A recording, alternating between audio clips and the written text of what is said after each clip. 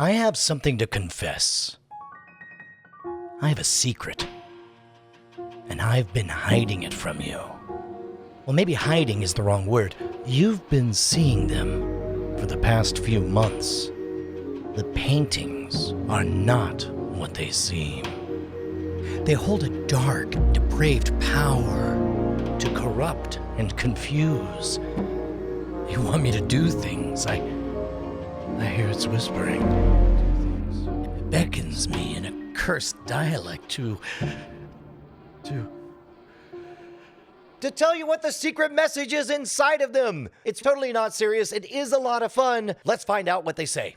First up, we're going to focus on Campfire. It was designed by Anthony Sepulveda, and it's an 8x8 grid that hosts a binary message. So how do you pack that much data into one simple painting? Half of the message is decoded horizontally, and the other half vertically. Combined, they complete the message. Binary is a base 2 system using ones and zeros. Our message is encoded in UTF-8, a common system where every character is represented by a string of 8 numbers in binary. This is why our grid is 8x8. Every individual square will represent a bit, either a 1 or a 0, and each column and row will be a string of 8 numbers that can be converted into a single character. Now you may notice that we have 4 colors and not 2. We need the extra 2 colors to give our bits a sort of polarity that allows the codes to overlap. To show you what I mean, take a look at these 2 simplified messages. They use the same colors, but watch what happens when they overlap. The bits that didn't change remain the same color they started as, but the bits that did change took on their own distinct color. These 2 new colors give us information about what the bits started as and ended as. With that in mind, let's look at the key for Campfire. Horizontally, yellow and brass bits represent zeros, while red and black bits represent ones. Vertically, black and brass bits are zeros, but red and yellow bits are ones. The decoding order is horizontal from left to right, going down through the rows. Then vertical from top to bottom, working our way left to right. If you want to solve it for yourself, you can run the binary through a basic binary to text converter, or you can cross-reference this character table if you're more of a pen and paper lad. But I know not all of us have time for that, so let's just run through it. Looking at this top line, we have 0, 1, 0, 0, 1, 0, 0, 1. That's a capital I. Running down the list, we get an apostrophe, an M, A, M, O, D, E. I think you could probably see where this is going, but let's run through the vertical sets. On this first column, we have 0, 1, 1, 1, 0, 0, 1, 0. That's an R. Then we get an N, R, O, G, U, E. Put it all together and you get...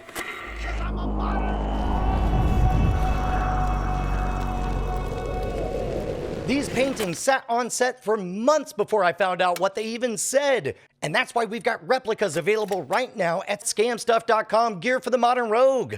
They look like simple modern art canvas paintings, but only you will know the secret. Oh, and don't forget, Campfire isn't the only beast here. We also have Nebula, and this one works a little differently. This is the Nebula variant, also designed by Anthony. This one's encoded with 2 different systems. The horizontal bits decode in UTF-8 binary, just like in Campfire, but the vertical bits are in Morse code.